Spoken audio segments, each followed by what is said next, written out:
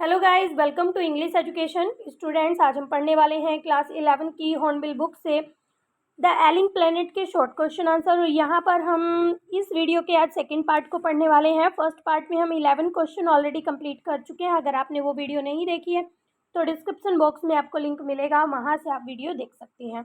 तो यहाँ पर क्वेश्चन नंबर 12 है, what is the rate of decline और erosion in tropical forest in the world. तो देखिए, पूरे संसार की यहाँ पर बात की जा रही है। पूरे संसार में जो इरोजन है और डेक्लाइन है ना ट्रॉपिकल फॉरेस्ट की, उसका क्या रेट है, यहाँ पर हमें रेशियो बताना है। Forest have existed on the earth long before man came on the scene. तो देखिए, इंसानों के आने से पहले अर्थ पर किसका अस्तित्व था? पेड़ों का अस्तित्व है, उससे बहुत लंबे समय पहले से। But the way the trees are being felled, the deserts will overtake us before long। तो देखिए, जिस तरह से पेड़ों को काटा जा रहा है तो जल्दी ही क्या होगा, वो जल्दी ही यहाँ पर डेजर्ट देखने के लिए मिलेगा। The world is losing forest at the rate 5 crore एकड़ अ ईयर। तो देखिए, बताया जा रहा है पूरे संसार में एक साल में 5 करोड़ जो एकड़ लैंड है उससे फॉरेस्ट को काट दिया जाता है। Actually the loss is an एकड़ एंड अ हाफ पर सेकेंड। तो देखिए, आधे सेकेंड में काट दिया जाता है 1 एकड़ लैंड से फॉरेस्ट को।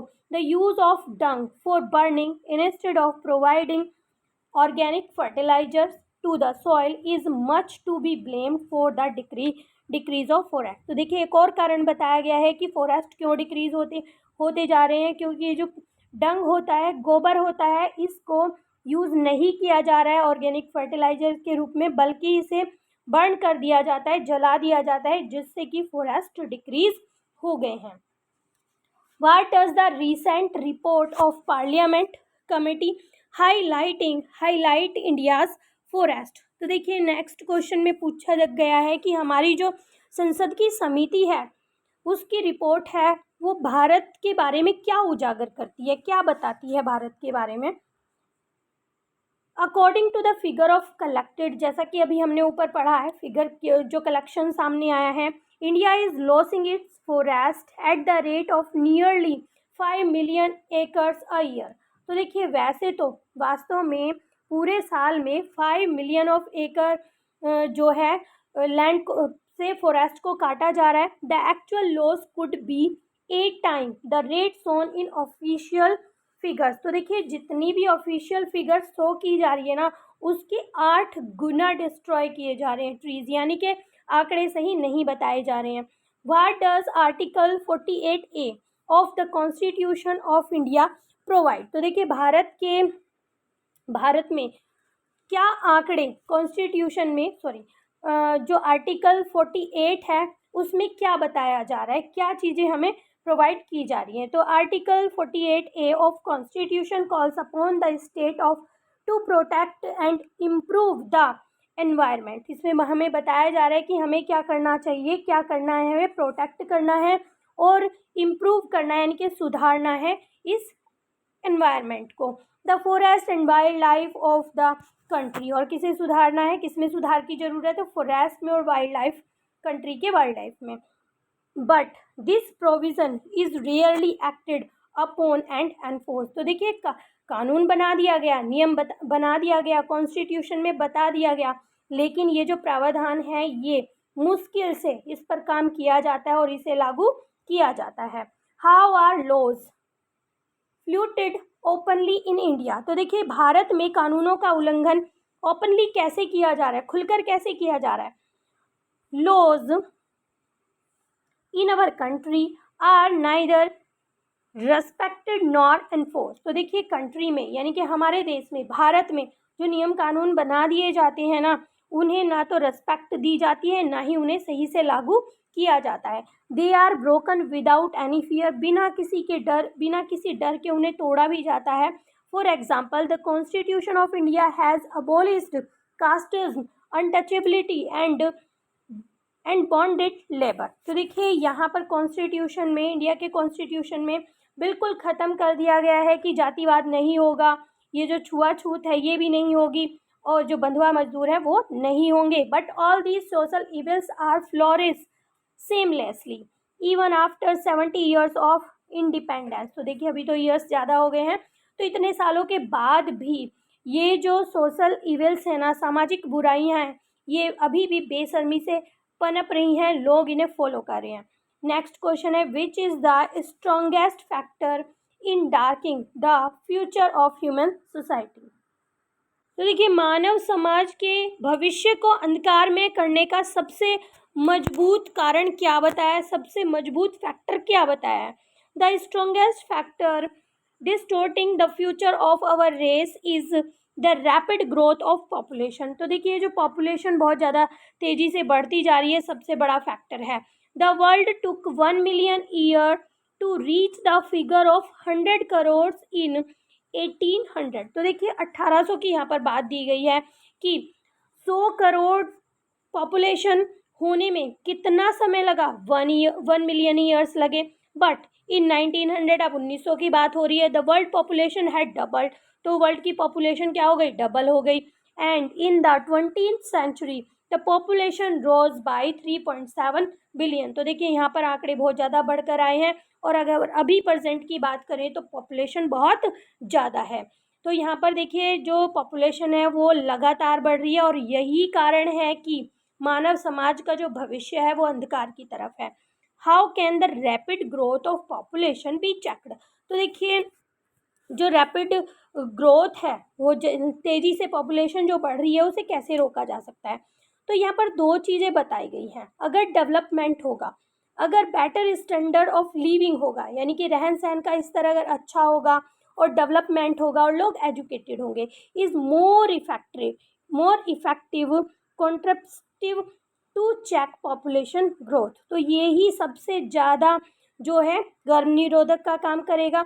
But rate falls and education spread and income rise. तो देखिए जब जो बर्थ रेट है ना वो कैसे गिरेगा, जब लोग एजुकेटेड होंगे और उनकी इनकम बढ़ेगी, यानी कि उनका जो स्टैंडर्ड है लिविंग का वो हाई होगा और वो डेवलपमेंट करेंगे, तो जो बर्थ रेट है वो काफ़ी गिर जाएगा।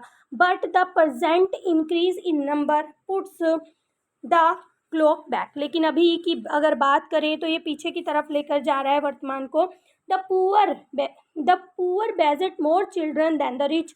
तो जो गरीब लोग होते हैं ना, तो अमीर लोगों की अपेक्षा उनके बच्चे ज़्यादा होते हैं। So they continue to be poor and unemployed. तो देखिए यही कारण है कि वो गरीब हैं और अनएम्प्लॉयड हैं। It is not possible to sterilise human being compulsorily.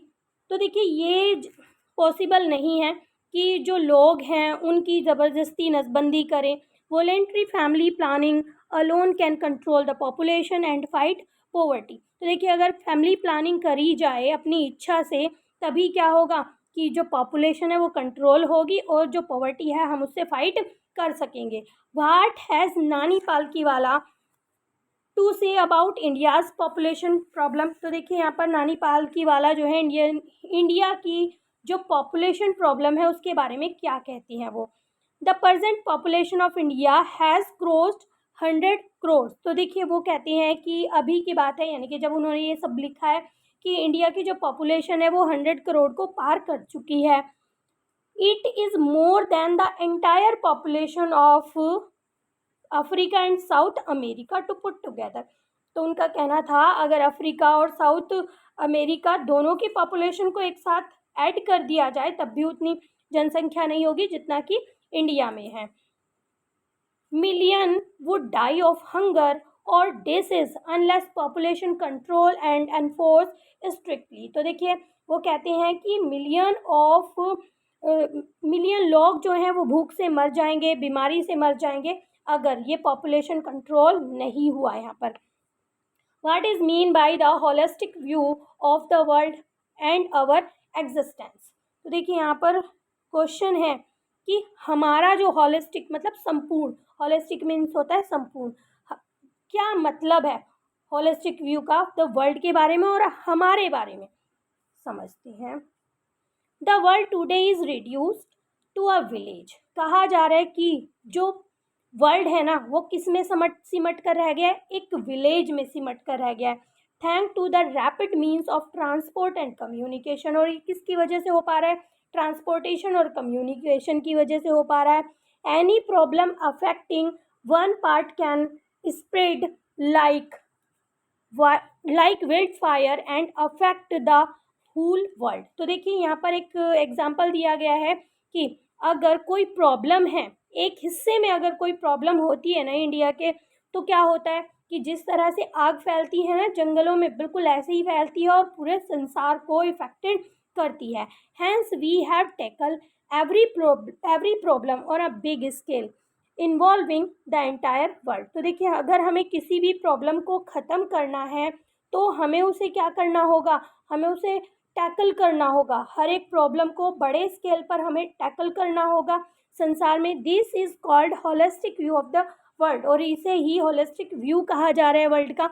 No country can stand apart in isolation. कोई भी कंट्री अकेले, अगर कोई प्रॉब्लम है, कोई भी कंट्री अकेले खड़े होकर किसी भी प्रॉब्लम का सामना नहीं कर सकती है। We are all inhabitants of the planet earth, और हम सभी क्या हैं, ये जो अर्थ है, प्लैनेट है, हम इसके निवासी हैं। यानी कि अगर इस पर कोई प्रॉब्लम आती है अर्थ पर तो सारा संसार उस प्रॉब्लम को फेस करेगा। तो हम उसके निवासी हैं, इसलिए हम सभी को एक साथ खड़े होना पड़ेगा। कोई भी कंट्री अकेले सामना नहीं कर सकती है किसी भी डिजास्टर का या किसी भी प्रॉब्लम का।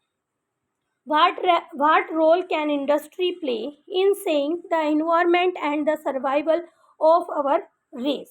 तो देखिए पर्यावरण और हमारे अस्तित्व को बचाने के लिए इंडस्ट्री जो है क्या रोल प्ले कर सकती है, क्या कर सकती है। The industry has to play a vital role in the survival of human race. It has to shoulder to the responsibility of keeping the industrial growth sustainable। तो देखिए जो इंडस्ट्री है ना वो क्या है, ह्यूमन में के सर्वाइवल में बहुत ही मुख्य रोल प्ले करती है। इंडस्ट्रीज़ की वजह से ही जो लोग हैं उन्हें सब चीज़ें प्रोवाइड हो रही हैं। It has to shoulder to the responsibility to keeping the industrial growth sustainable.